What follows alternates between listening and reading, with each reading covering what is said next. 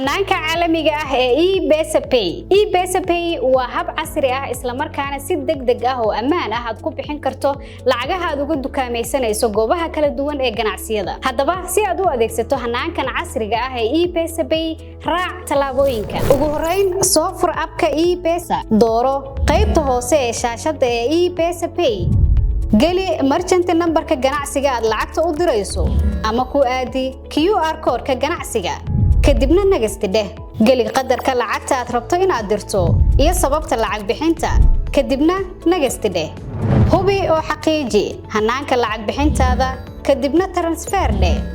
Gali PIN numberkaaga si aad u dhamaystirto lacag bixintaada kadibna confirm dheh. Hadda waad bixisay lacagtii adiga oo waliba isticmaalaya habka casriga ah ee ePesapay. ePesa goob kasta iyo goob kasta.